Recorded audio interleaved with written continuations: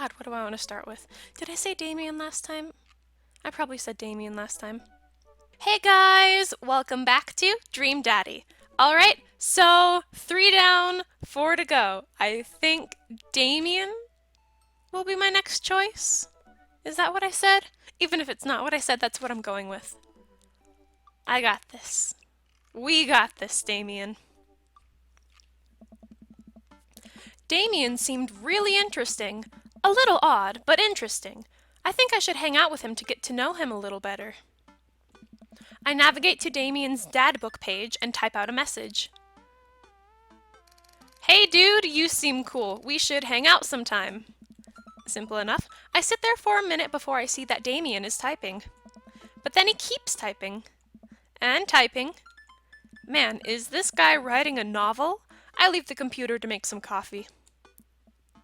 And he's still typing. I sip my coffee and the computer finally dings. He probably just couldn't figure out what to say. Richard, I must confess my excitement to be receiving your kind letter, for, as you see, I do find myself available to enjoy your company. I must ask for your forgiveness, however, as I believe our first meeting did not paint me in as gentlemanly manner as I would have liked. I would be highly flattered to enjoy your companionship at my residence for an afternoon tea and a stroll around my garden, should it please you. Till then, adieu. Yours, humbled, D. Bloodmarch. I stare at the screen and reread the letters several more times. Very polite. Hey, Amanda! Can you help me with something? Dad, for the last time, I'm not popping your back pimples! Oh my god! Is that a dad thing, I guess? No. Can you interpret this for me? I turn the computer to Amanda and she squints at Damien's message. I just don't understand NetSpeak. Like, is this how you kids communicate with each other now? Yeah. Oh, totally. This is the hot new thing. See, Dad? Kids got over saying lol and lamau or whatever, and decided that what they needed to do was bring it back to the 1800s. So what do I do? Where's your pen and quill? What? Yeah. Did you forget to unpack the pen and quill? Dad, how will we address the nobleman in regards to your upcoming debutante ball? Okay, now I know you're messing with me.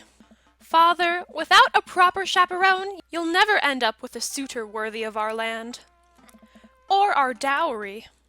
Or...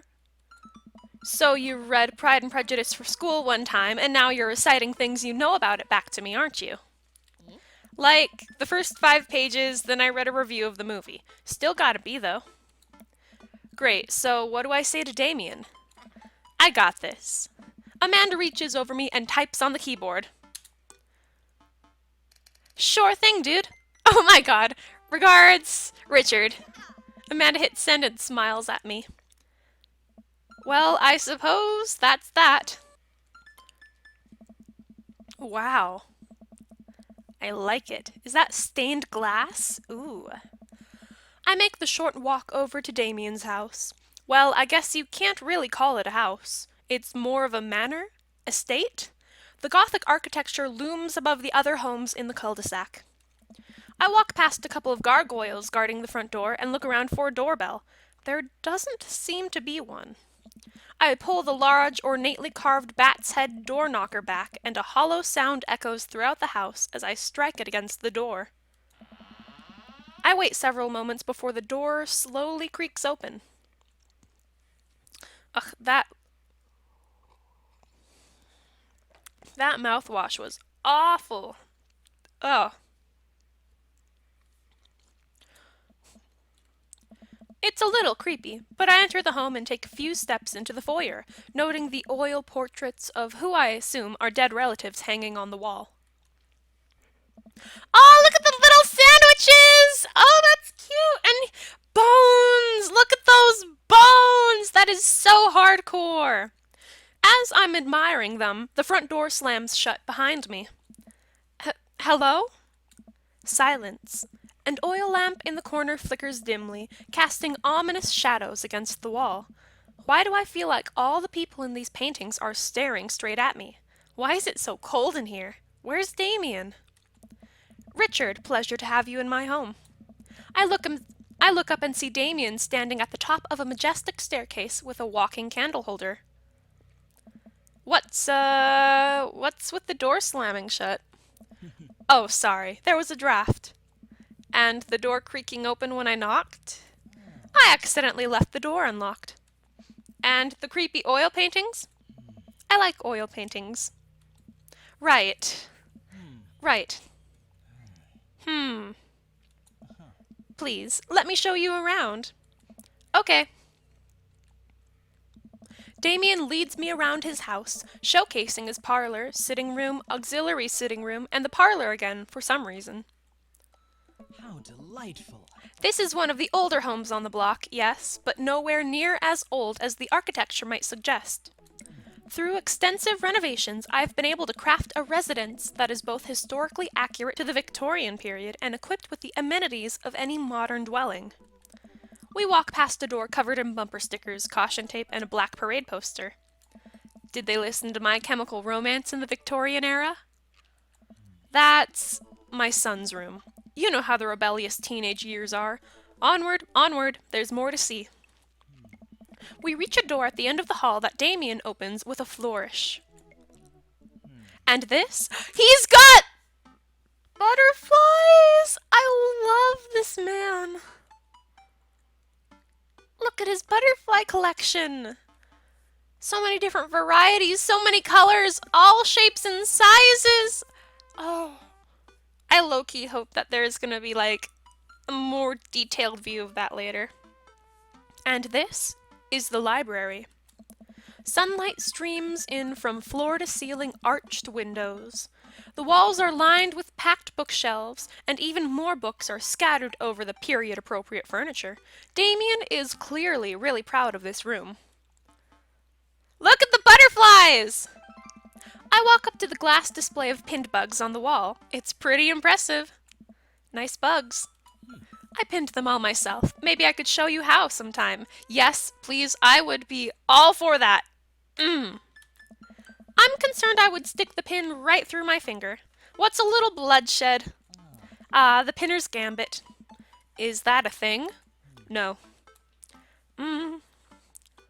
Pick up a... Oh, look out the window, I guess. I walk to the window and am greeted by a beautiful view of Damien's backyard. It showcases a beautiful view of the rest of the cul-de-sac. Hey, I can see Craig on his lawn. He's doing push-ups with his daughters on his back. Damn.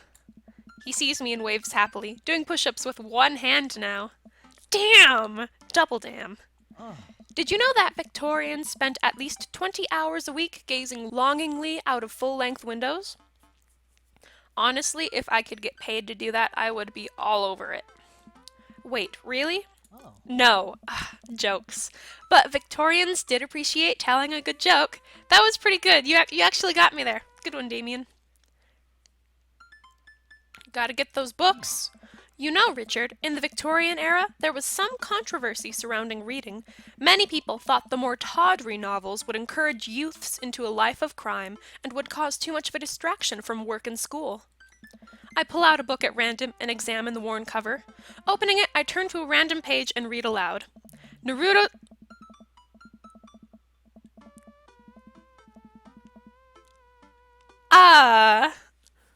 Naruto struggled against the chains that Sasuke had bound him with. Shirtless and out of breath, he looked up at Sasuke. Sasuke smirked, unbuttoning his ninja pants. I'm loving this high-quality Victorian-era literature.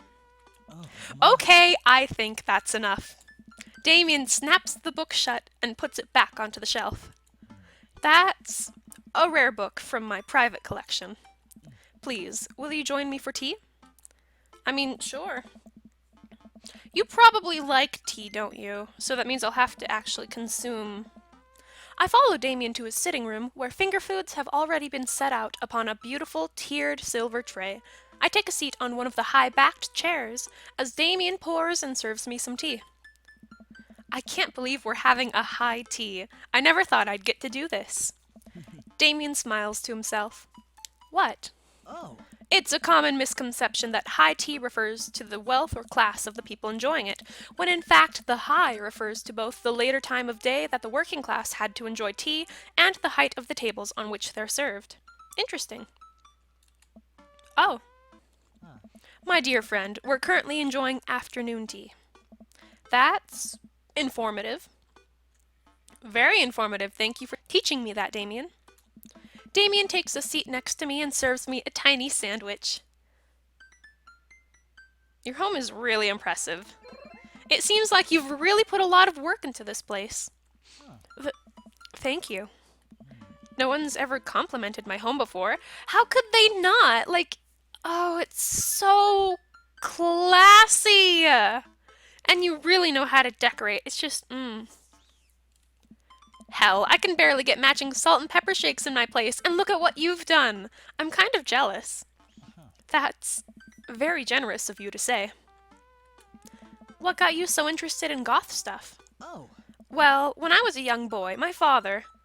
Did he take you into the city? Hmm. Sorry? Ha! Did you guys see a marching band? I'm afraid I don't understand.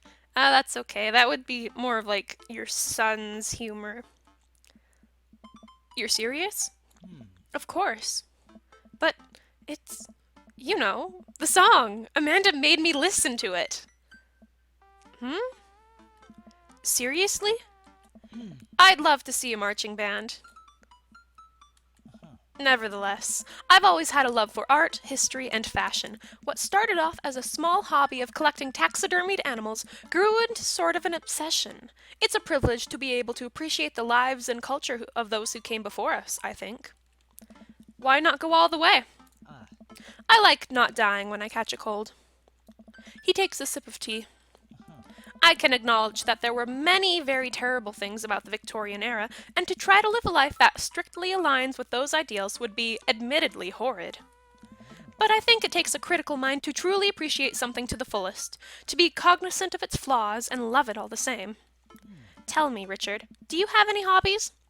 A game. Oh man, I do, but I don't know if I care about anything the way you care about this stuff. Oh. Well, I'd love to hear about your interests. Hearing someone talk about the things they're passionate about is intriguing and, quite honestly, rather attractive. Uh-huh. Please, do tell me about your hobbies. Quick, sound sophisticated! I love me some word jumbles, like. Actually, that's actually pretty cool. But which one would be attractive to him? Like, I do like some word jumbles. That seems to be a very heavy theme for this dadsona.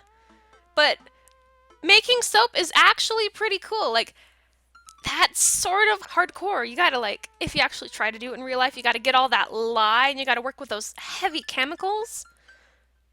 That's actually pretty cool. But, uh,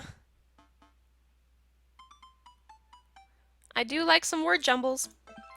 The written word fascinates me. We spend so much time using words, and I think people would appreciate them more if they had to unjumble them. Ah. It's poetic, really. Uh-huh. Oh, so you're a writer? In a sense. Not really, Richard. Not in any sense. We finish our tea and finger sandwiches.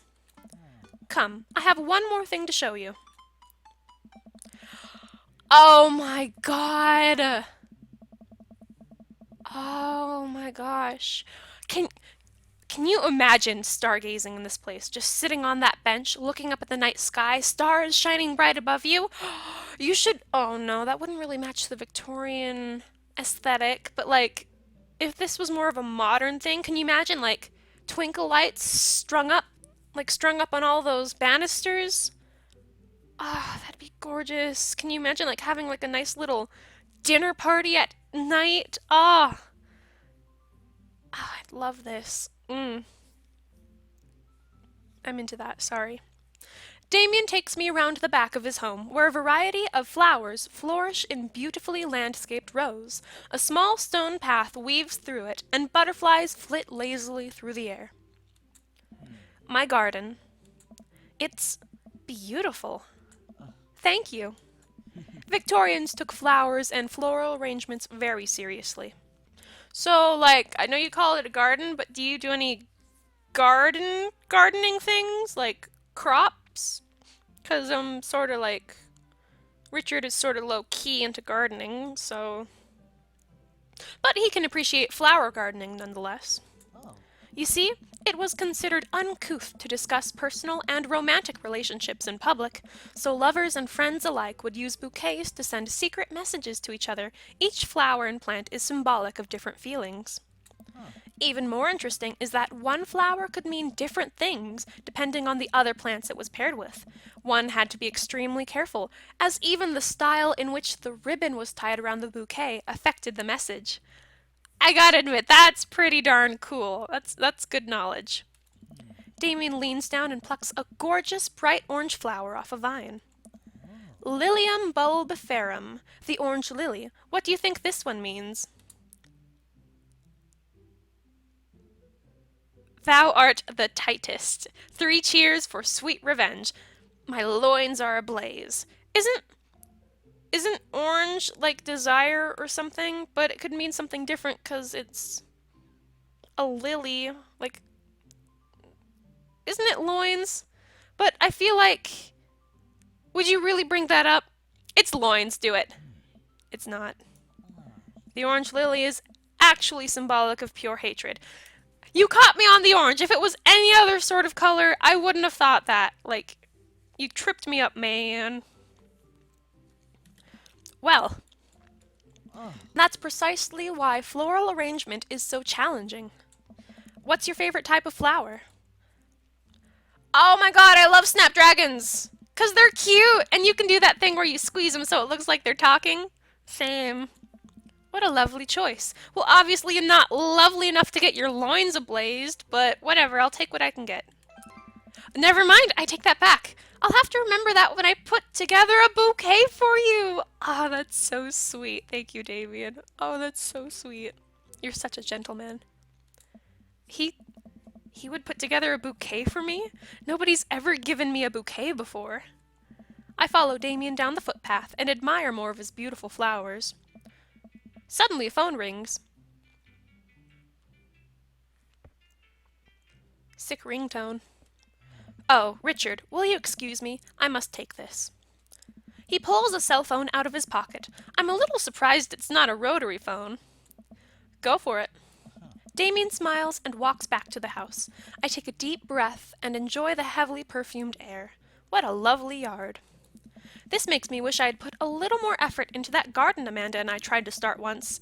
Our watermelons grew to the size of cherry tomatoes and then died immediately. Oh, hey, a gargoyle. Oh no, I knocked over the gargoyle.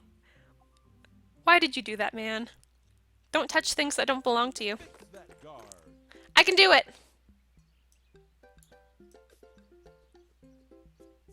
That's the face.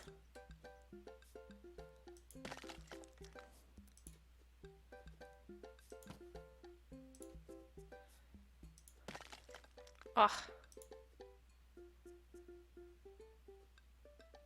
Are you sure?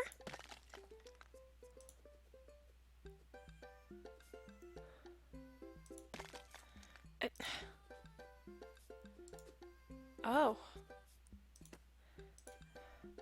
Record time. Ah. Meh. I'm a gargoyle. Brand new. Whew, that was a close one. Uh-oh, here comes Damien. He looks upset. Ugh. Whoa, hi. Richard, my sincerest apologies to have kept you waiting. There is an urgent matter that I must attend to, so I'm afraid I must take my leave. No problem, dude. Everything all right? Damien worries the hem of his coat with his fingers and looks away. Everything is perfectly fine, but it's Lucien. What's wrong? He appears to have, well, his teacher needs me to come to the school post haste. Do you need help? Oh, no, you don't have to. Let me come with you. Us dads gotta stick together. Huh. You're right. This is one of Lucien's more elaborate stunts. I would greatly treasure having another parent by my side. Let's go. Anything for. Hi, Hugo! Damien and I walk into the school. Is this. Hi, Hugo. I hope nothing's changed between us because we went out on 2 dates so far, but here I am with Damien. Damien and I walk into the school and are immediately greeted by an anxious looking Hugo. Hey, Damien, you're here in record time. I wouldn't miss it for the world, dear friend. Wow, whatever it is, it doesn't seem like this is Hugo and Damien's first time to the My Kids Are in Trouble rodeo. Huh. What is it this time? This, Damien, you have to see to believe. Damien and I fall into step behind Hugo, who leads us through the busy corridors of the school. We pass by several classes in session, and I vaguely wonder if Amanda's around. Hugo eventually ushers us into a small boiler room with a flight of rickety stairs leading down into darkness. Watch your step. Geez, I hope I don't fall on someone. I can hear faint voices drifting up from the basement, and they don't sound happy. As I'm led into the depths of the school, I recall the antics I got into as an angsty middle schooler. At least I had enough sense to stay out of creepy basements. If I see a pentagram, you're grounded. We find another teacher in a boiler room tucked away in the back of the basement. With him are Lucian and Ernest, Hugo's son. Lucian has a bloody nose. Thanks for coming. I can't make heads or tails of this. I look around the scene of the crime and see a bunch of bricks and masonry tools scattered around. Huh. What happened here? Ernest punched me. Lucian tried to kill me. I. The room falls silent. I was not trying to kill you, dumbass. I was just trying to build a brick wall around you and see what would happen. What do you think would happen? You promised there was wine. I'm loving these old school literary references. But the Amontillado! Yes, yes, the Amontillado! You promised me there was wine down here. You tricked me. Ah.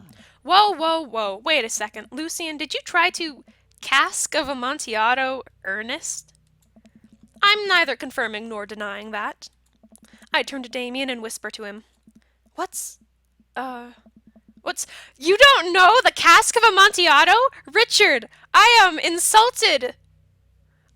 That is like a classic Edgar Allan Poe story. That is like my favorite Edgar Allan Poe story. Huh. It's a classic Edgar Allan Poe short story where a man gets his enemy drunk, lures him down to his cellar with a promise of wine of a fine vintage, then buries him alive behind a brick wall. It's a lovely story. It really is, though. So wait, Lucian, you tried to do that to him? I was curious to see how it would turn out. I wasn't actually going to leave him there.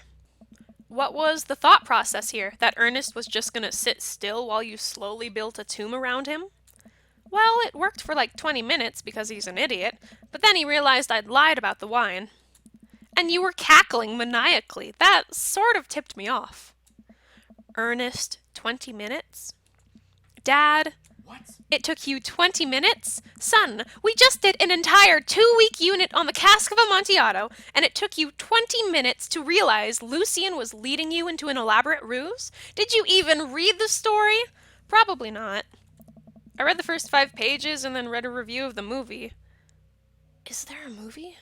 Whoa. It's only 5 pages long and there is no movie. Ha, yeah, you're right. I paid Lucian to read it for me. Actually, he didn't even pay me, so when you think about it, this was me teaching him a lesson. Damien and Hugo both have their heads in their hands. I'm sorry, guys. You guys are always telling me to engage in the literature, and I did. I don't see a problem here. Alright, I'm filing this under what the hell. Don't do whatever that was again. You two are both suspended for a week. Ernest and Lucian high five. Yeah, no school! The teacher starts to stomp up the stairs. Hugo, I'll cover your class. Take your son home. Mr. Bloodmarch, you too. Thank you for your mediation. We all head up the stairs and out of the school in tense silence. Lucian, Damien, and I all pile into my car and begin the drive home. Lucian immediately puts his hood up and stares out the window angrily. I'm not going to therapy again. I know, son. It's entirely up to you whether or not you want to go.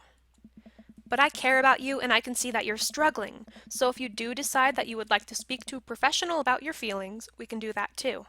Huh. Maybe you can spend this next week looking for a summer job, I know how much you want your own car. I can't believe Damien's keeping his cool. I'm impressed. Fine. Thanks for not freaking out too hard. Uh-huh. I love you, son. Hmm. Lucian continues staring out the window. Ungrateful! I mean, you're probably grateful. You're just thinking you're too cool to love him, too. Say it, you coward. Love you, too! Yeah! Good bonding time, guys. We spent the rest of the drive in relative silence. The moment we pull into the driveway, Lucian hops out of the car, slams the door, and runs inside. Hmm. I didn't expect to have that conversation in front of you. He and I have a lot we need to work out. It's all right, and all things considered, Lucian's bricklaying was pretty good, so there's your silver lining. He could be a mason. Oh. There is that, yes. I really admire how you handled that. Like, low-key, if I caught Amanda doing that to someone, I'd be sort of concerned. You were a lot more diplomatic with him than I would have been. I just want what's best for him, and I don't think yelling at him would do either of us any favors. It rarely does. You're a good dad. See you soon? See you around soon? Hmm. It would be my honor and my pleasure. Damien bows with a flourish. Classy. Eh? I come home to find Amanda curled up on the couch with a blanket watching TV. I plop down next to her. Yo! What you watchin'? Tiny House Hunting Brothers, Extreme Edition. Ugh, I hate this show. The couple on screen bickers back and forth while standing in an extremely small house made out of recycled bottles. The Tiny House Hunting Brothers watch them with bemused expressions, both of their heads touching the low ceiling. I told you I wanted a 2-bed, 2-bath, shabby chic cottage. This house doesn't even have a bathroom. But honey, the outhouse is only 20 yards away. It's not that bad. I am not pooping outside, Greg! Why don't they just get a regular-sized house? I don't know. How'd afternoon tea go? It got strange. We had to go to the school to pick up Lucian since he tried to... He lured Ernest down to the cellar with a promise of a fine vintage and then tried to brick him into the wall, right? How did you know that? Has everyone read this story except for me? Lucian live-streamed the entire thing. Ah, what a child. My fondness for him has grown. This entire day is beyond me. But otherwise, it was a fun day. That Damien guy's a character, but he's really good company, and a surprisingly diplomatic dad. I dig his style. You know what? Me too. Me too, Amanda. Me too. How did I do? What's the verdict? Yeah! My dear friend, you've simply taken the egg on this one. Taken the egg is it's a, it's a Victorian phrase. Mm-hmm. It technically means winning, so Ah, ultimately you've won. thank you. That's adorable. Oh my god, Damien. I got an S. Yes! Ah, I'm so proud of myself. Welcome. You've got dads. All right, date number 2.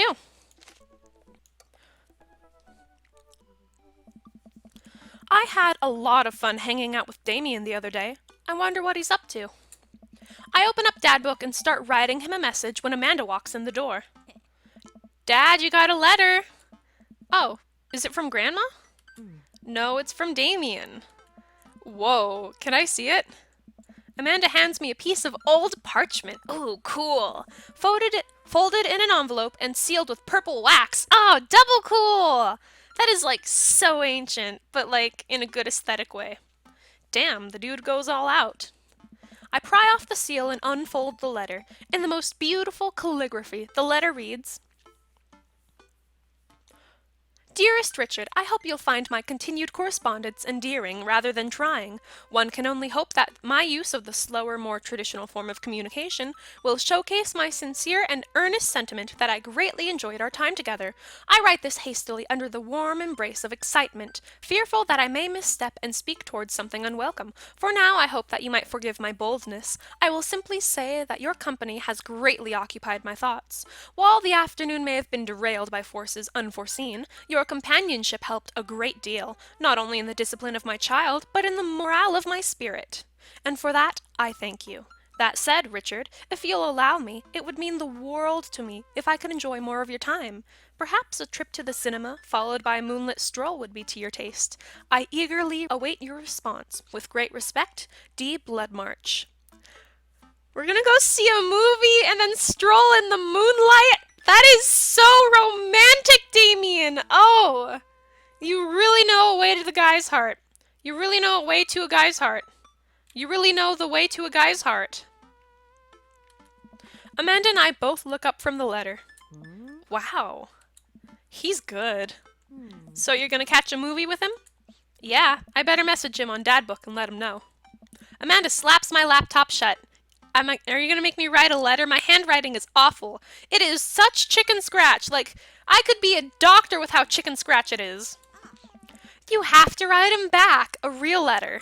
But my handwriting looks like two toddlers fighting over crayon.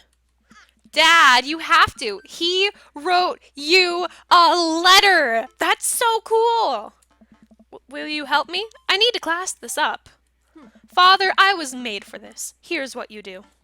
Find tickets to a show that you two will like, then enclose them in the letter. Ooh, I like that.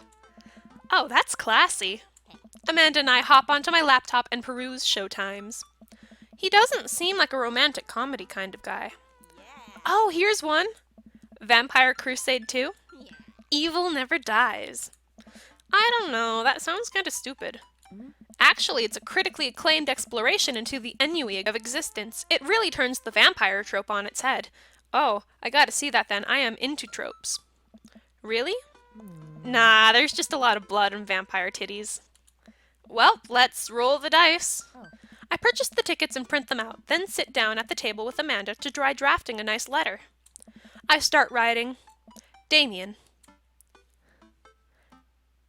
I do hope that this letter finds you in good health. Good one. What's next?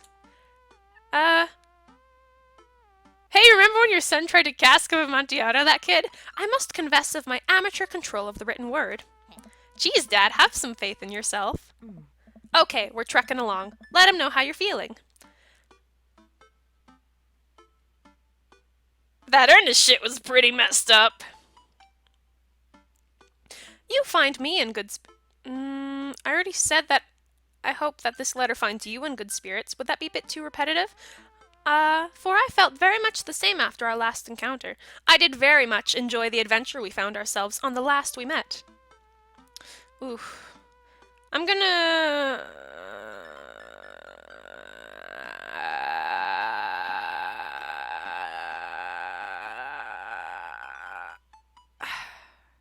At the risk of sounding redundant, you find me in good spirits, for I felt very much the same after our last encounter.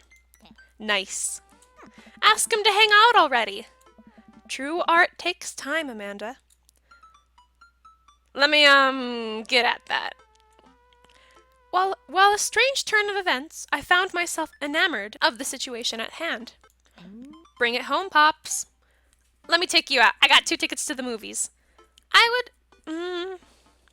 It would bring me great pleasure to escort you to the cinema. Smooth. Calling it the cinema is a classy move. Enclosed, you'll find 2 tickets to Vampire Crusade 2 Evil Never Dies, which I'm sure you will find both titillating, wink wink, and enjoyable. Best wishes. Hard daps. Namaste. We'll carry on. Best wishes. Richard. And then I sign my name, my full name. Fancier that way. I don't know your middle name, so at this point it's just Richard Myers, with a flourish of the pen. Richard Myers. Is this okay? Amanda reads over my sloppy handwriting. Oh my god, it's worse than... No, it's about the same as mine, actually. Okay, okay. I like it.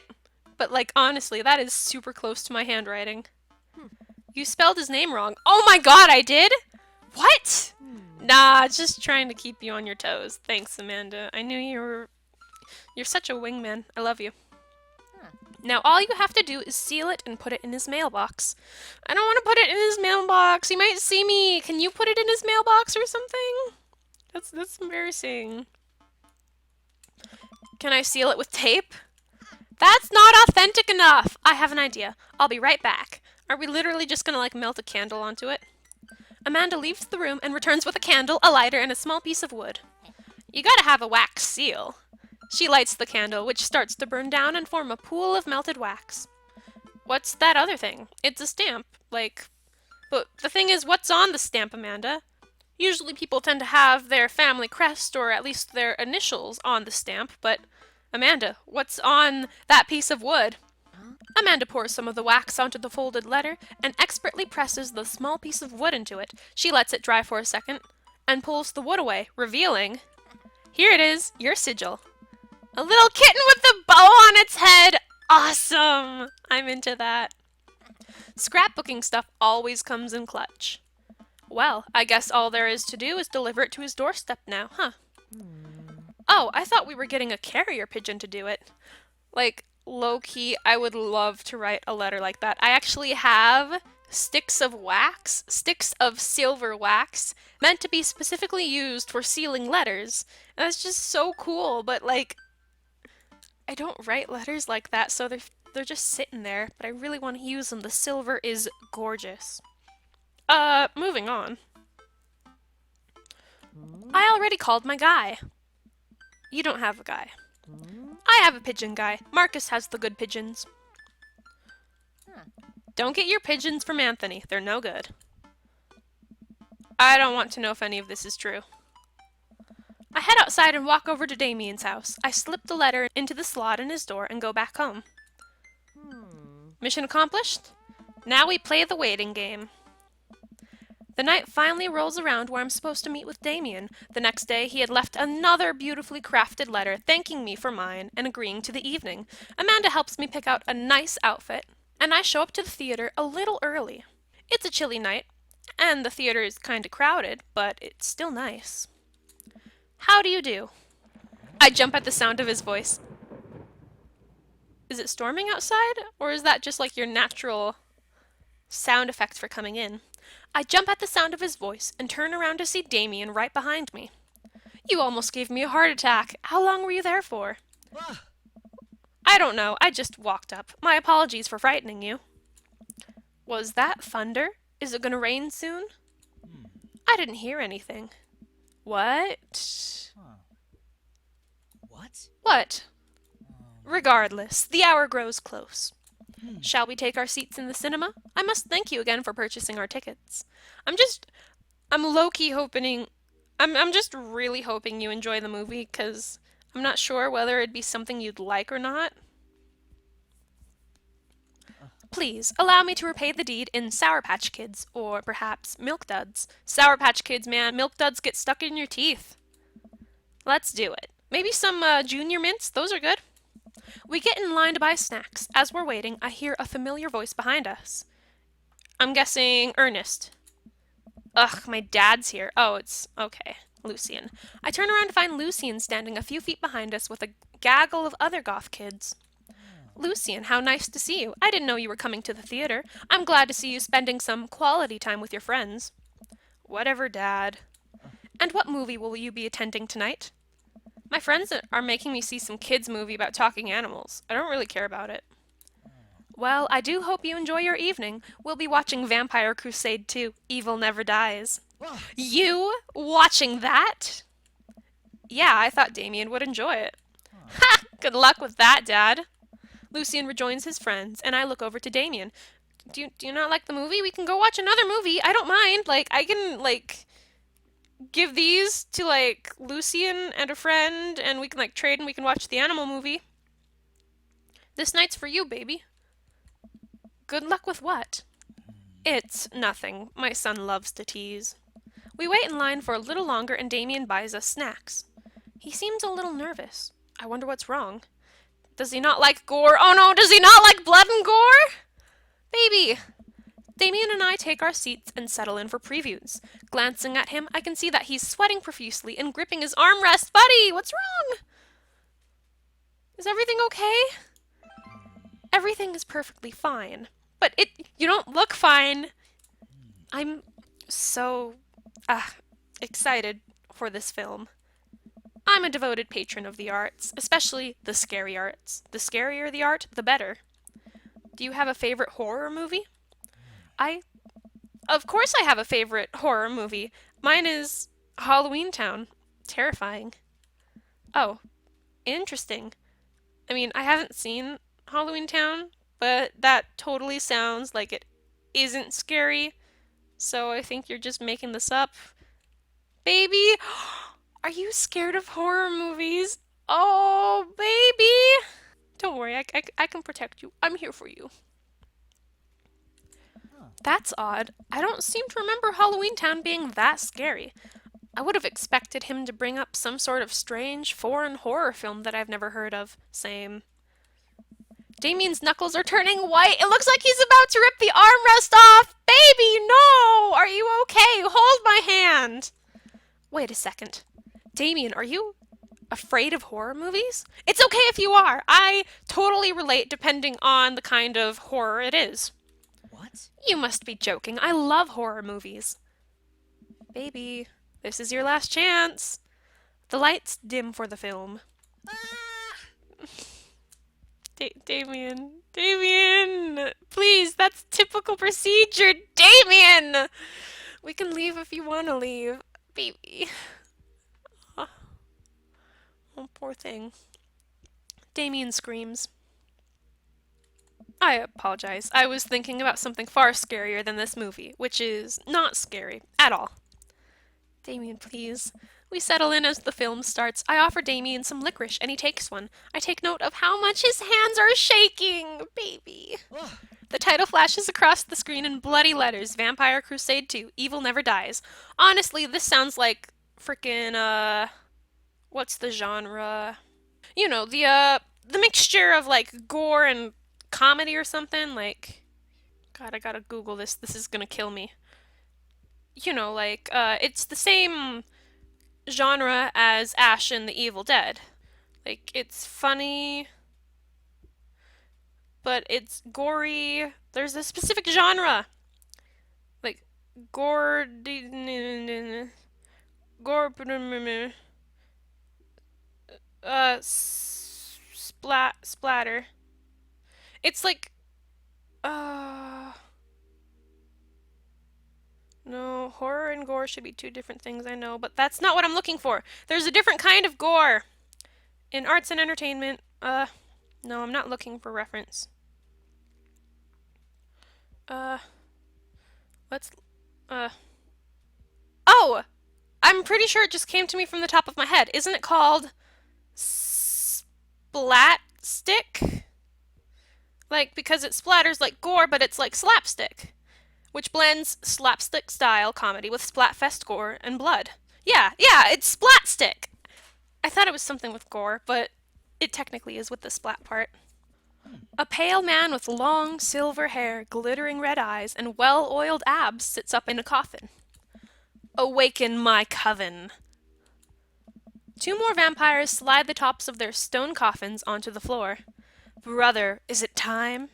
Yes, husband, but also mortal enemy. It is time. The three look at each other, and then to the camera. For the Vampire Crusade. This rules. The trio of vampires flies off into the night as foreboding organ music plays in the distance. I somehow get lost in the movie. As dumb as it sounded, it's actually a pretty fun flick. oh. We get to a tense moment of the movie where Romulus Trueblood sits at a truce meeting with the general of the human army, whose wife Romulus has fallen in love with. Romulus, it's good to finally meet you. General, I agree. It's good to finally If this was an actual movie, I would actually watch this. General, I agree. It's good to finally blood you. I Romulus leaps out and slashes the general's throat. Blood splatters over everything, including the camera.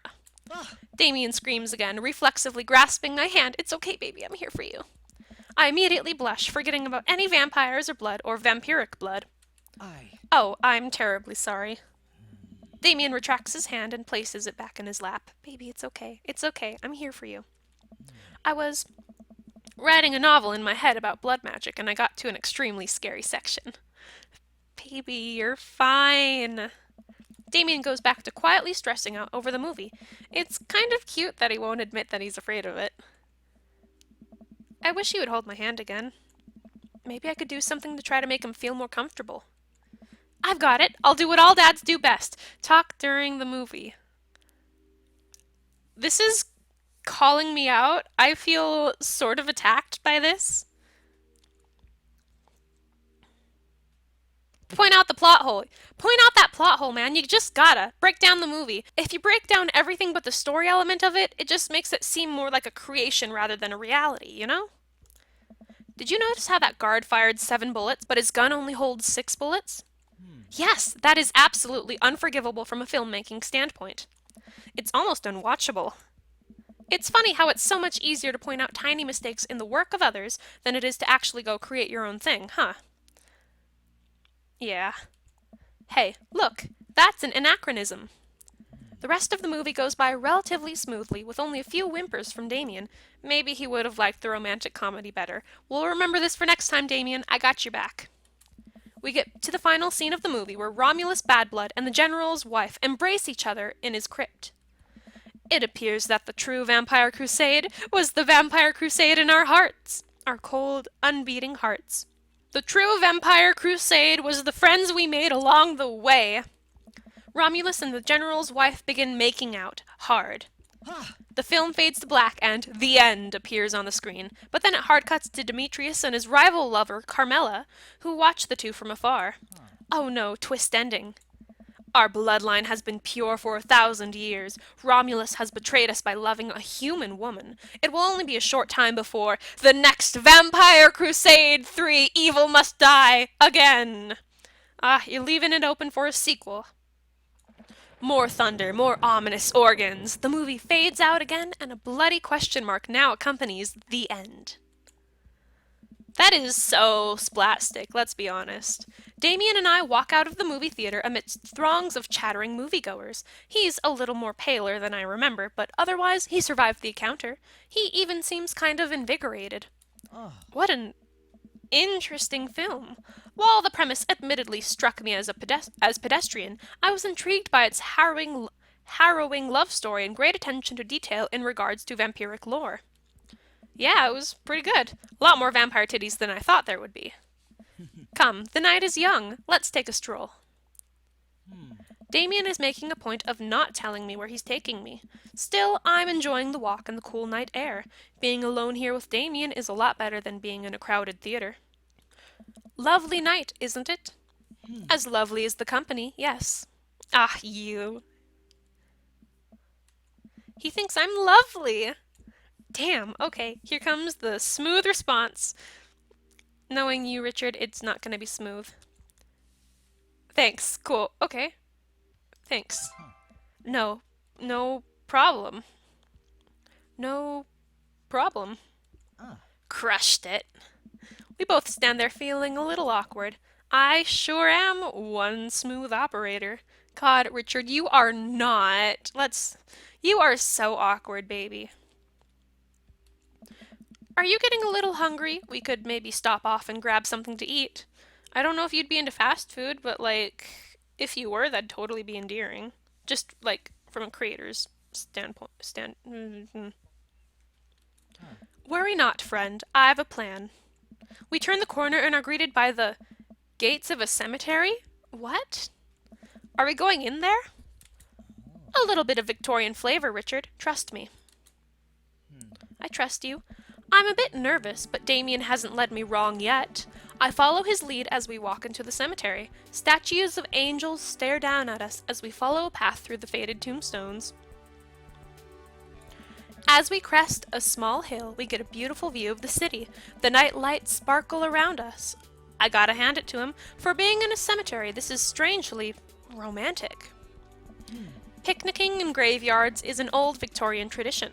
An appropriate finish to an evening after a vampire movie, wouldn't you say? With a flourish, Damien produces a blanket and a picnic basket. Wait, where were you hiding that? It's better if some questions are left unanswered. Under my cloak? Oh, right. Damien unfolds the blanket and we both sit down. Gazing out at the city lights, he produces a bottle of red wine and a fine selection of cheeses. In the Victorian era, there were no public art galleries, parks, or botanical gardens to speak of. Once rural graveyards became a more popular alternative to church burials, they became the only place that people could see beautiful plant life and fine sculptures. That makes sense. This is pretty nice. I have a question, though. How are you so okay with being a graveyard, but you had trouble handling a scary movie? I wasn't. He sighs deeply. Okay, yes, I was extremely scared by that movie. I was not writing a book about blood magic in my head. I just have never been good at those. I just feel as if, because of how I look and act, people expect me to love horror films, so I must play the part. Truth be told, I don't know if I have the constitution for them at times. That's okay, you don't have to like horror movies. Damien, I'm so sorry. If I had known, I would have suggested another movie. It's quite all right. I actually did find myself enjoying this one, thanks to your help. Graveyards, however. I think there's something rather beautiful about death. Cemeteries are traditionally built away from cities, away from the realm of the living, and it keeps us rather separated from it. To acknowledge death and become comfortable with it, I think, gives us a certain intimate knowledge of ourselves. To sit amongst generations of those who came before us, to be truly alive in the midst of so much death, brings me great comfort. Death helps me appreciate life, to savor every second. We sit and enjoy our food and wine. I don't feel scared anymore. Never thought I'd be comfortable sitting alone in a graveyard at night, but I actually feel very peaceful. Suddenly it doesn't seem like we're alone. Off in the distance, I see a shadowy figure in the trees. What is that? Is that the Dover ghost, or is it Quinn being weird? I'm not sure. It noticed us. I'm paralyzed with fear as it begins lumbering slowly towards us. Its shape taking more animal form, more feral. I look to Damien for help, but he's just as afraid and transfixed as I am. I want to scream, but it's stuck in my throat. The creature is getting closer, moving faster. If this is a prank that Lucian's playing on us with his friends, I'm gonna be so pissed. He's ruining our romantic evening. Even if it's the Dover ghost, I'm gonna be pissed. I'm gonna, freaking read him his rights. Can't believe you would interrupt our date. Have some decency to wait for it to be over before you attack us. Whew. Oh, it's a dog! Oh, it's a dog. As it finally comes... Oh! It's Richard's dog! As it finally comes into the light, the friendliest, dumbest little Boston Terrier I've ever seen pulls its owner towards us. The dog trots over to Damien and sniffs at his hands. Damien looks ecstatic. He ruffles the dog's fur happily. You gotta pet every dog, man. What a beautiful dog. Hey. We both look up, not expecting to see Robert! Thanks. Hey, baby. Robert, what are you doing out here on this lovely evening? Hunting cryptids. What? What? I didn't know you had a dog. This isn't my dog. I found her wandering in the street. I put a leash on her, and now we're walking around this graveyard together. No, trust me, Robert, that's your dog. Hunting cryptids. Damien and I share a look. May I give her a treat? Sure. Wouldn't give her cheese, though. Not to worry. Damien reaches into the depths of his cloak and procures a small dog treat. What else is he keeping in there? The dog laps up the treat and crunches away, tail wagging furiously. Damien continues to smooth down her fur. Thanks. My absolute pleasure. Damien shakes the dog's paw. Lovely to meet you, my friend. May our paths cross again. Robert and his dog disappear into the darkness again. Damien stares after them. I didn't know you liked dogs. Oh. Victorians loved dogs, actually. Most Victorian women of high fashion would always be accompanied by a small dog, such as a terrier or Maltese. I think big dogs are nice too. Yeah, man, dogs are cool. I do believe we've had enough excitement for one night. What say we make our way home? Damien hops to his feet and extends a hand to help me up. I gladly take it as my knees aren't what they used to be. He packs up his picnic basket and leads us out of the graveyard. As we begin the walk home, I take one last look at the cemetery. It really is beautiful. Like a proper gentleman, Damien walks me to my doorstep. Thank you, ever so kindly, for your company tonight. Damien, it was my pleasure. Richard, if you'll allow me, it would bring me great joy to offer you a token of my affection. I will gladly take it. Damien reaches into a cloak and pulls out a folded monogrammed handkerchief. He presses it into my hand. Wow, thank you, Damien. I will use this to dry my tears for those I've lost. A noble purpose. Damien shuffles his feet. Aw, baby. I just want to say that it's rare to find someone like you. Someone who's open to my eccentricities. Are you kidding? Your eccentricities are fantastic. Like, out of all the things to be eccentric about, this is one of the most gorgeous things to do. Like, your house, your style of talk, your style of dress. It's fantastic. It's classy, very gentlemanly. It's nice to feel so accepted. Thank you. Damien gives my hand a quick squeeze. Damien blushes and hastily retracts his hand. I must take my leave. Good night. Before I can say anything else, he's gone. Huh. I unlock the door and step inside. Like a whirlwind, Amanda rushes from the window and plops on the couch, trying to look nonchalant. Hey, Dad, what's up? Were you watching me from the window? No, I was just, I was watching Damien from the window. Okay, yes. How was the movie? Lots of vampire titties. Told you. But, as it turns out, Damien is scared. Wait, Amanda doesn't need to know that. I'll keep it between me and Damien. Scary. Cool. Yep, he's so cool, it's scary. Nice save, Richard. Did you know that graveyards used to be a place to throw parties? I think I'm misremembering that. Wow, that's pretty punk. Also, we saw a dog. Definitely thought it was a werewolf for a minute, though. How can you be so sure it wasn't a werewolf? How can you be so sure I'm not a werewolf? And how can I be so sure you're not a werewolf? Amanda's eyes narrow. I don't trust you. Nor I you. We make intense, wary eye contact for a second. Anyway, I'm calling it for the night. Don't stay up too late, will ya? I'll try not to howl at the moon past midnight. Good girl. How'd it go? Okay, okay. Yeah! I'm sensing a romance between us. You and... Chemical romance.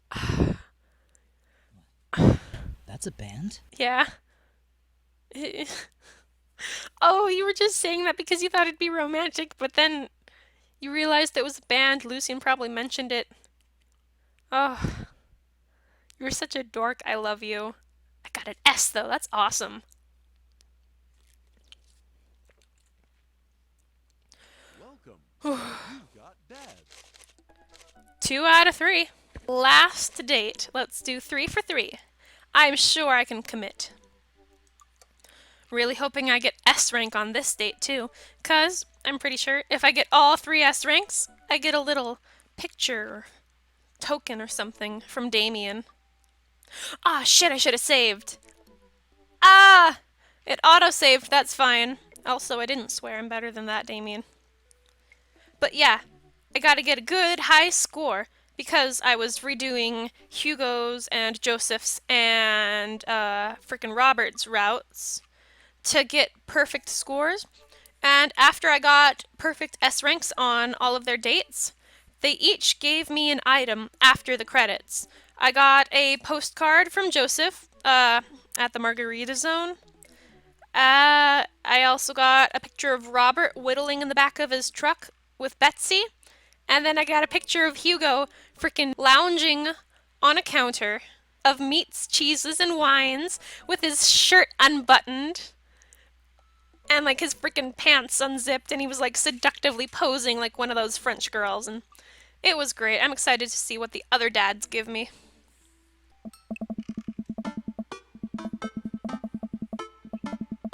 Ever since we had that picnic in the graveyard, Damien and I have been spending a lot of time together. We go on nighttime strolls pretty regularly. He was so impressed with the first letter I wrote him that he insisted we only communicate by post instead of through Dadbook. I initially protested, but he gave me one of his old signet rings to use as a seal for my letters, and I just couldn't say no. Hanging out with that goth dad again?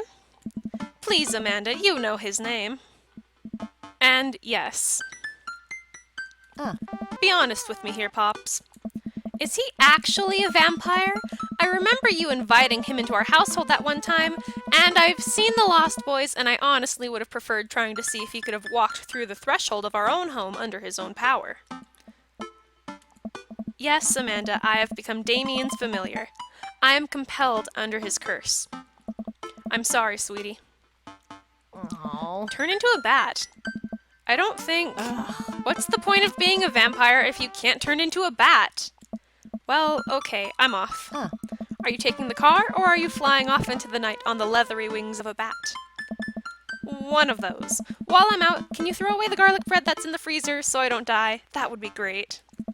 I'm keeping it there as insurance. You understand, right? That's my girl. Damien and I walk along the water's edge, chatting.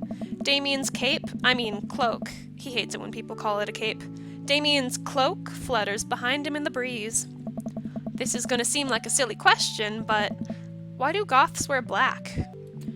Gothic subculture has always been associated with death, so it would make sense that the style surrounding it would be greatly influenced by mourning. Interestingly enough, though, was that in the Victorian era, Queen Victoria herself mourned the death of her late husband for 10 whole years, wearing black for the rest of her life. If that's not goth, I don't know what is. I have another question. Oh. Go ahead. How are you so comfortable with death? You mentioned in the graveyard that it helps you appreciate your life, or something? I've experienced several losses over the course of my life, and I truly believe the only manageable way to cope with it is to accept that death is simply a part of living. It's the single universal truth for every human who has ever lived. I'm going to die, you are going to die, and life carries on without us. Doesn't that make you feel scared? Not at all.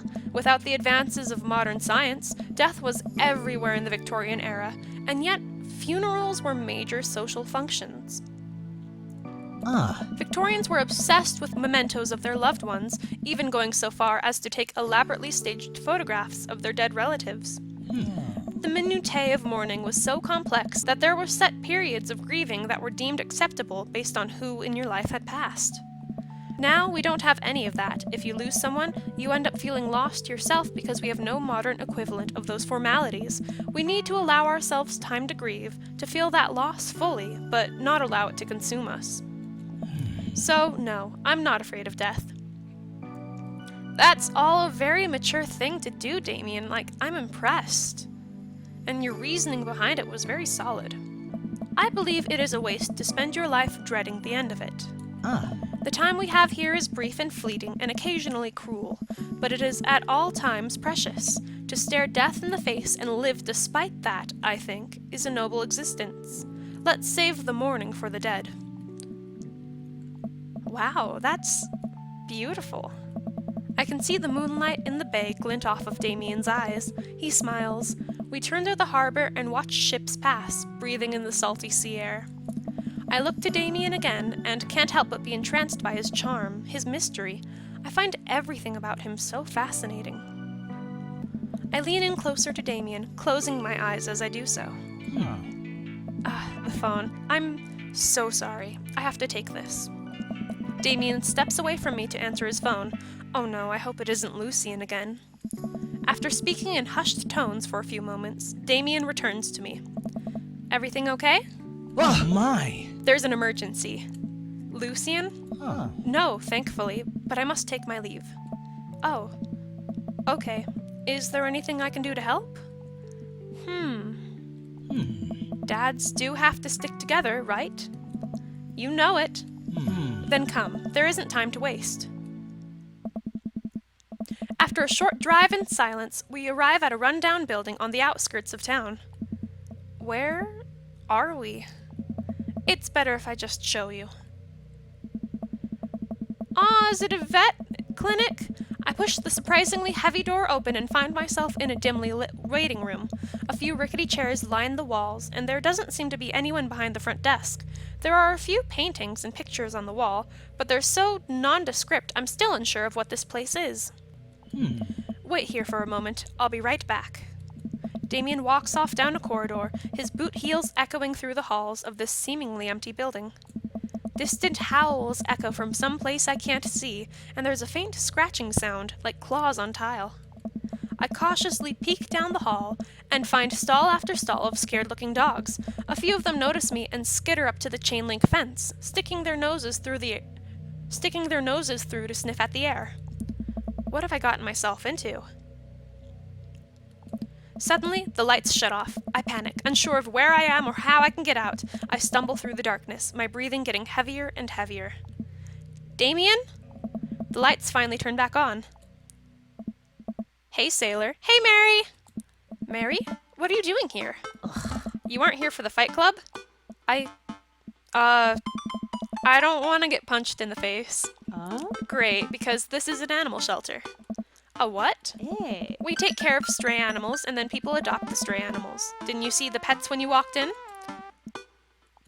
Oh, Sorry, I didn't really expect to see you volunteering at an animal shelter. Come on. Wow. Okay, kid, way to put me in a box. Dames, you hear this baloney? Just one moment. Thunder cracks and a door bursts open. Appearing from the shadows, I see... Damien?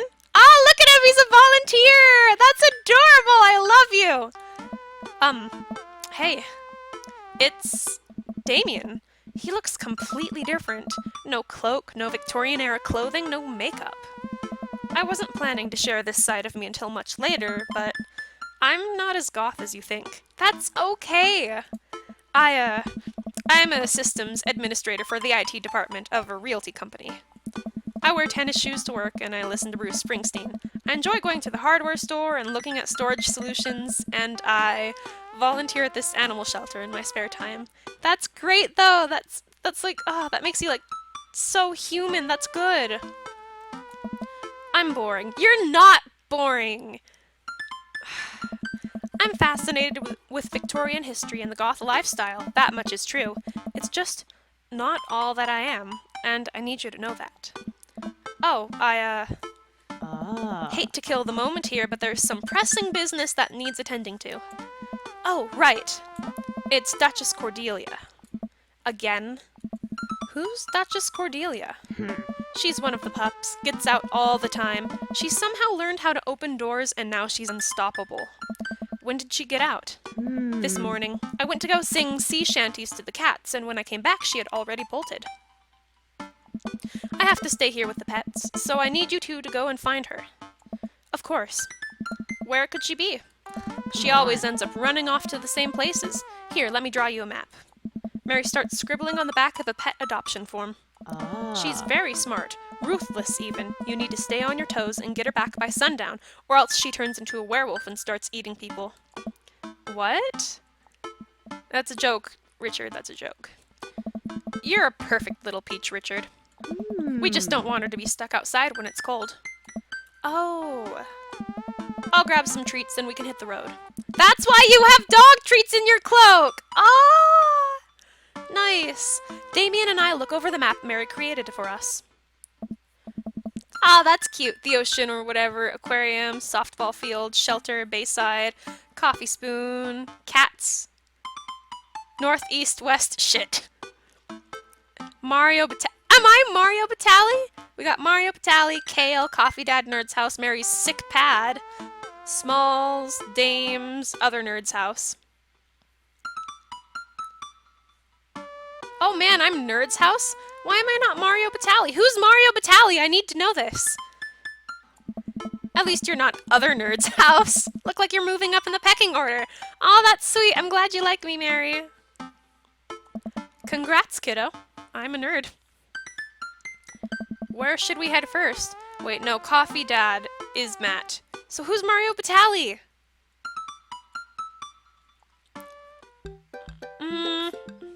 Let's try.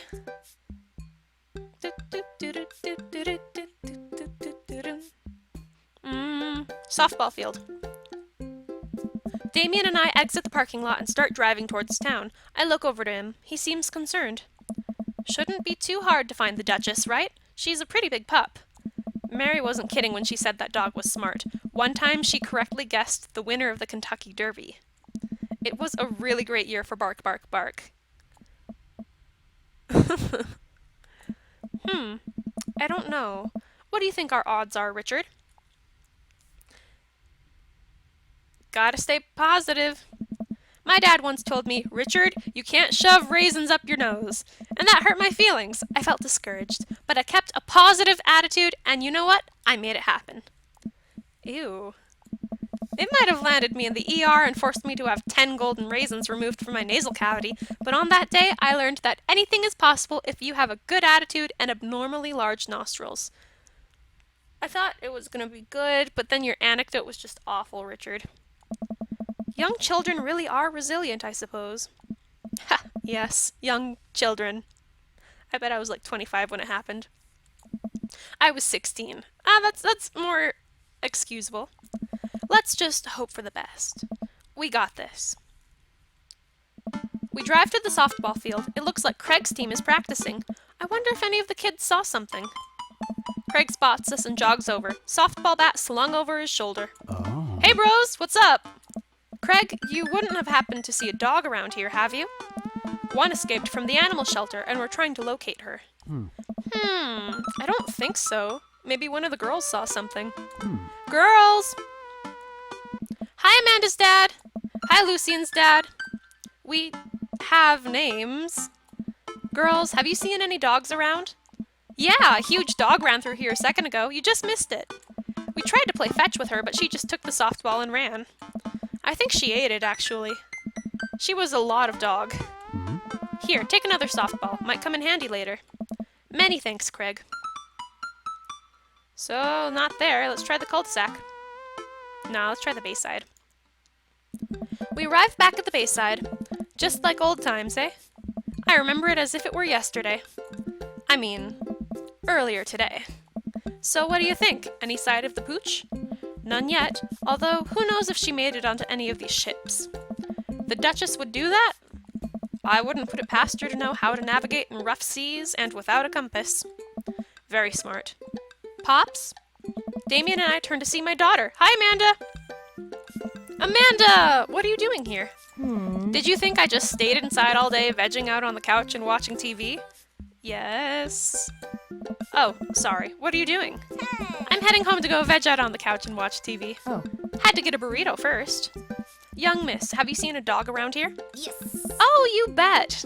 I saw a Pomeranian with a bow round its neck. I saw a big old Doberman named Henry. There was a stroller full of Yorkies, a Greyhound, a Golden Retriever. Did you see a Mastiff anywhere? No dice. I would definitely have remembered that. Oh. I gotta run, though. This burrito has about 10 minutes before the cheese breaks down the molecular structure of the tortilla and makes it all soggy. You understand. I do? Of course. Have a lovely evening, Miss Myers. Cul-de-sac. We drive through the cul-de-sac and everything seems to be pretty normal. It looks like Brian's doing some yard work. We pull into Brian's driveway and hop out. Hey! Don't step on the grass, I just mowed. Have you seen any unusual activity in the area today? Aside from your underwatered lawn? Ooh, here we go. How dare you? I take my lawn care very seriously. Richard, please. You haven't seen a dog run through here, have you? I don't know. Well, a few hours ago I heard Maxwell barking at something.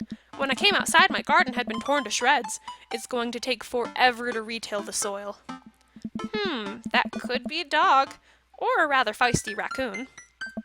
Whatever it was, it must have been hungry. Ate all of my tomatoes.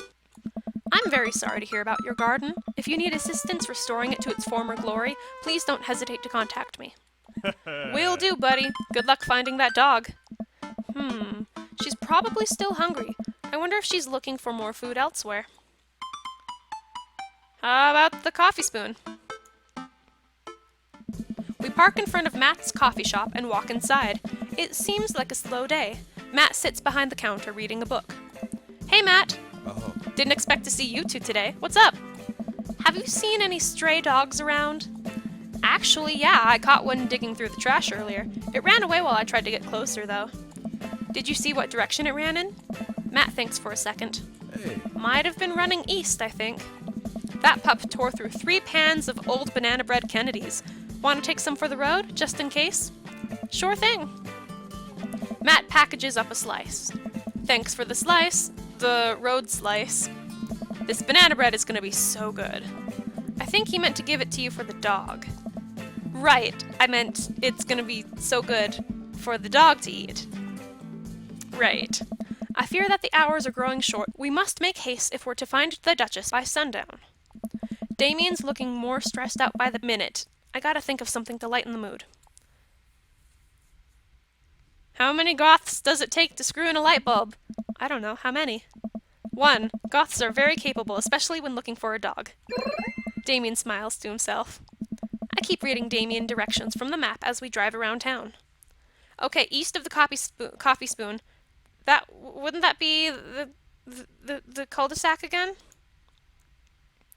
We arrive at the cul-de-sac to find everything looking normal, except, Hugo's front door is wide open. She can open doors. This is classic Duchess Cordelia, a telltale sign we should approach with caution. Whatever goes down in there, I've got your back. We creep up onto the porch and step inside. Whoa, big dog, big dog. There, sitting in the center of Hugo's living room, like she owns the damn place, is one of the biggest dogs I've ever seen. Oof. Well, she hasn't broken anything in here. Yet. Wonderful. Now all we have to do is get this leash on her before she tries to escape again and get out of here before Hugo comes home. Easy peasy. Duchess, come here. The Duchess eyes Damien warily. As he approaches, she begins to growl. She's on her guard. We'll need another plan. Give her the banana bread Kennedys! I reach into my pocket and pull out the slice of banana bread Kennedys Matt gave to me. Duchess sniffs the air and hones in on the bread. Come here, girl. Nice and easy. I've got some yummy, homemade, vegan, and possibly gluten-free banana bread if that's what you're into. The Duchess cautiously approaches me and gives the bread a good sniff before gently taking it from my hand and dropping it on the ground, like dogs always do for some reason. She curls up and starts munching on the bread. Success! Damien walks up behind the Duchess and attaches the leash to her collar. She immediately notices and starts whining. It's time to go home now, Duchess. Damien gives a tug on the leash. She won't move. Duchess, what happened to our rapport? You and I used to be bosom buddies. She still doesn't move. She's huge. There's no way we could even try to lift her. Well, this is a weird situation to be in. I think we're literally trespassing in our friend's house with this large dog. What are you nerds doing? Ernest stands in the doorway with a plate of pizza rolls. Oh no, food! We're definitely not trespassing. It looks like trespassing. Well, yeah. It just looks like that. Damien, what are we doing? Shit! Trespassing! I'm sorry, Damien! I thought I did so well! Oh, you liked my jokes? You'd do me in like that? The Duchess notices Ernest and starts pulling against the leash. Why is this dog in my house? It's along. The Duchess suddenly breaks free from Damien's grip and hurtles towards Ernest. Oh no! Ah! Screaming! Ernest and the Duchess fall to the ground. Pizza rolls fly everywhere. This is bad. Ernest, are you okay? Ernest feeds the Duchess a pizza roll. Hey, she likes pizza rolls. Ernest sits up, but the dog keeps licking his face. Oh, hey. Hi, Hugo. Hugo stands at the door looking like he's at a loss for words. Sweet Manchego. Why are you guys... Whose dog is this? It's a long story, but it involves a large dog who knows how to open doors. Oof. Hugo, may I present to you Duchess Cordelia? How do you do? Woof. We're friends! The Duchess licks at Ernest's face. Aw, that's sweet. She's from the local animal shelter. She got out and we've been chasing her all around town. Your house was her final stop. Dad, can we keep her? Ernest, I don't know if we're set up to take care of a... Whoa. Wait, did you just call me Dad? Wow! Character development right here! That's so sweet! Come on, please! Look how cute she is! Hugo sighs. We had been talking about adopting a dog for a while. But you have to promise me you'll take care of her. Yeah! I'll give her all the pizza rolls her little heart desires! I suddenly remember what's on the back of this map and pull a pen out of my pocket. Got the forms ready for you if you're interested. I'll even waive the adoption fee since, you know, we technically broke into your household. Well, alright. It's a deal. Hugo steps onto the porch with us and signs the form while Ernest plays with the Duchess inside. He sure seems to be happy with his new friend. Oh. I know! He called me Dad! Can you believe it? Damien places a hand on Hugo's shoulder. I certainly can. I think this will be really good for Ernest. It should teach him some responsibility. You should probably look into getting better locks on your doors, though. The Duchess is a wily one, but do right by her and she'll love you two forever. Thank you. You're welcome, Hugo! And long story short, the Duchess now lives in a happy home and neither of us were charged for breaking and entering. So all in all, I think it was a fine day's work. Nice work, you two. Richard, you could be a valuable asset to our team of volunteers, you know. If you ever feel like petting some puppies, hit me up. Mary, I always feel like petting puppies. Good to know. Well, I'll catch you fellas later. Mary starts to leave. And one last thing. Hey. Damien's been telling me about you. Glad he finally brought you around. Oh, yeah. Damien's my special boy. I love him. We go way back, and I got a vested interest in his health, success, and well-being, if you ever hurt him. Mary. Hey. You can fill in the blanks. I gulp. Yes, ma'am. Mary leaves me alone with Damien. So, about the whole goth thing. I, completely understand if you aren't interested in me anymore. Why would you think that, baby? I love you thick and thin. Goth or not, you're a wonderful person with a kind heart and fantastic interests, and I love you. What? Am I missing something here? I'm not a cool goth prince. I'm boring. I own 5 pairs of tennis shoes. I wear dumb glasses. Don't you care? He looks so nervous. Damien, do you really think I only like you because of all the goth stuff? That's all cool, but the best thing about you is how passionate you are about the things you love. History, art, Victorian fashion, dogs, storage solutions. It doesn't matter what it is. You care, and that's awesome. And also, the glasses are very cute. They are... You don't think I'm boring at all? No way! If you're boring, then I don't know what that makes me. I spend too much time online shopping for flashlights. I get excited to mow my lawn on Saturdays. I get cranky about commercials being too loud. I've even been thinking about making my own peanut butter. Then maybe we can be boring together? That's sweet. I'd like that. It would never be boring if it was with you. Damien suddenly closes the gap between us and pulls me into a hug. He buries his face in my shoulder. His hair smells like lavender and rosemary. I was so scared you wouldn't like me. Quite the opposite. Damien pulls away for a second and looks me in the eyes. Without the colored contacts, his eyes were so dark and soulful. May I kiss you?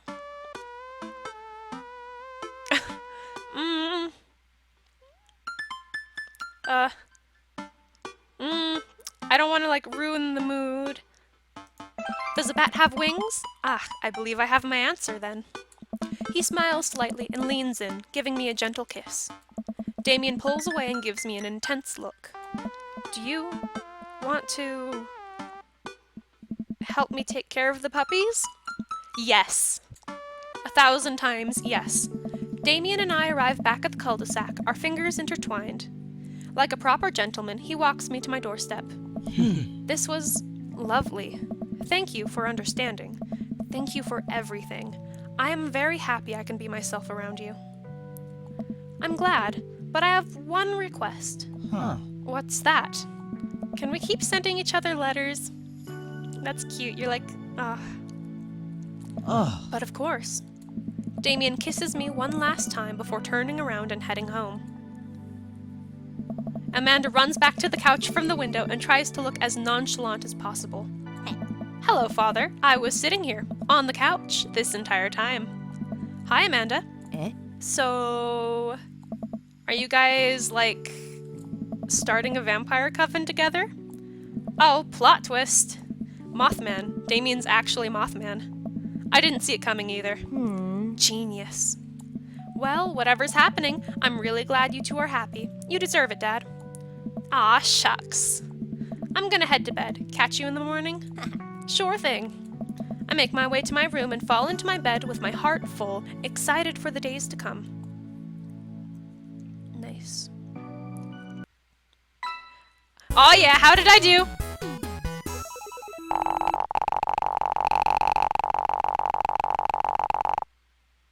Yes! I'm sensing a romance between us. A chemical romance. Wait, that's a band? What? That's a band? Nice. 3 for 3. Yes.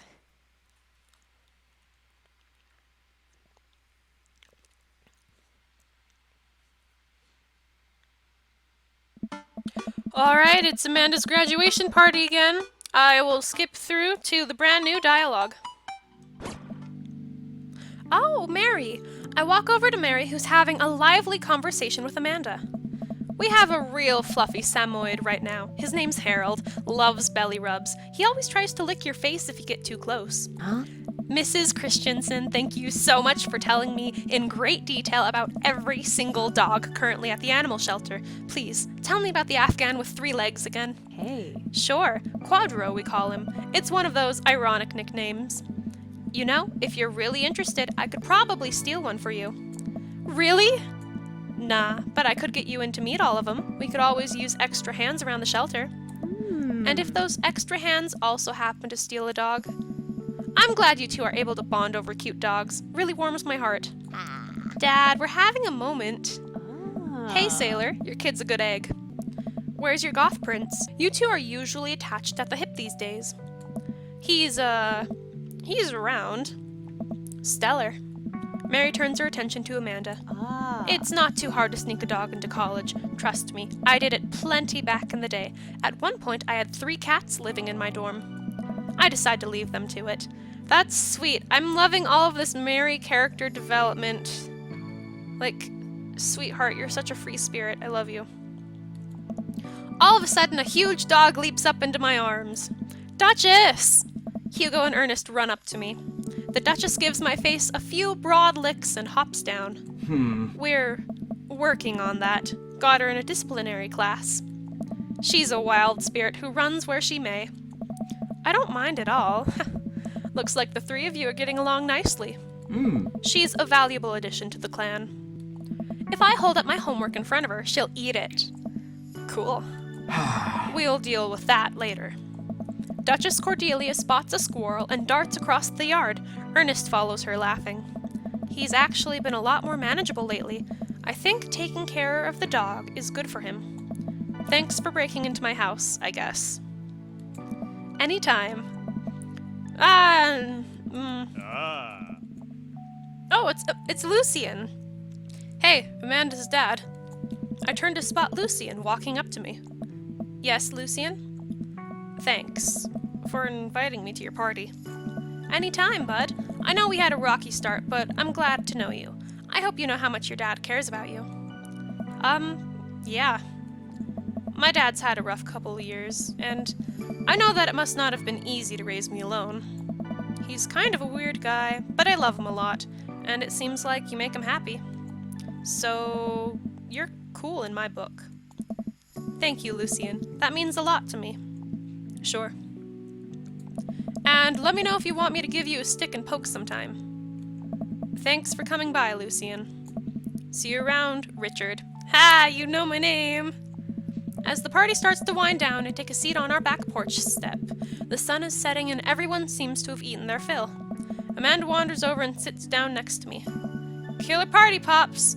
This is the same as, it was during the Joseph ending. It's just like, oh yes, Team Myers, give me a photo of you. We're gonna be best friends forever.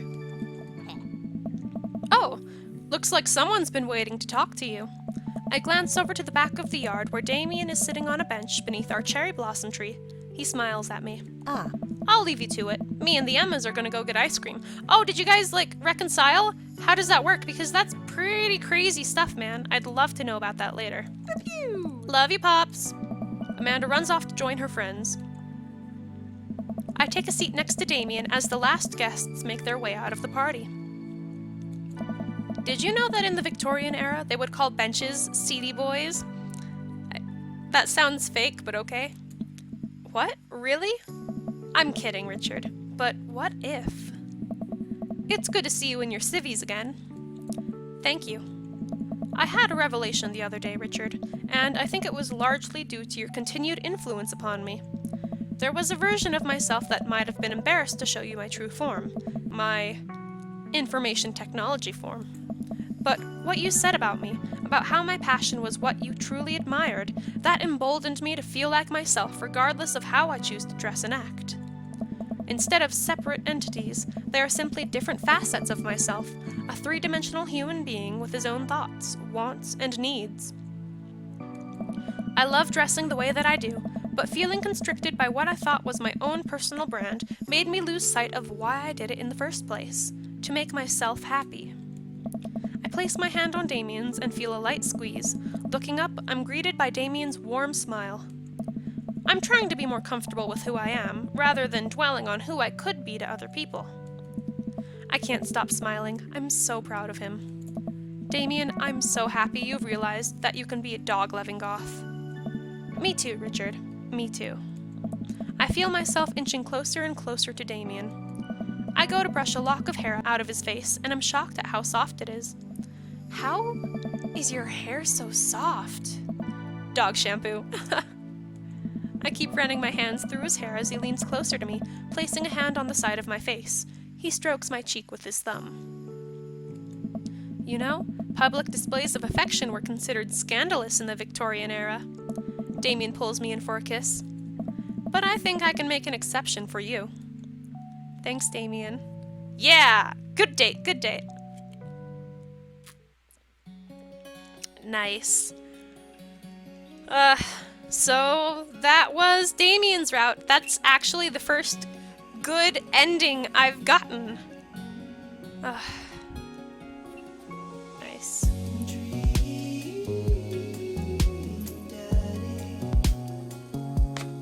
Whoa, show it to me. Oh, look at him. He's so cute. Nice. Love that art. Love it. In the graveyard. That's nice. I love. That's the fourth photo I've gotten. Yes. I'm gonna get all of them for all the dads one day. Just you watch. Let me show you the ones that I got prior. This was Joseph's. Honestly, I can't take it seriously. He reminds me too much of Handsome Squidward. This is Robert's. Real cute. He's carving a little totem of his dog. That's adorable. And then Hugo's. I mentioned this. Hugo's. Frickin'. I love.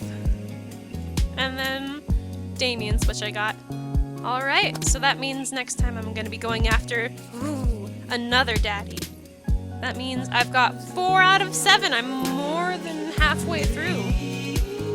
Nice. So, that was Damien's route for Dream Daddy. If you guys want to play Dream Daddy for yourself, I'll leave a link in the description below. Thank you guys for watching. I hope to see you guys next time.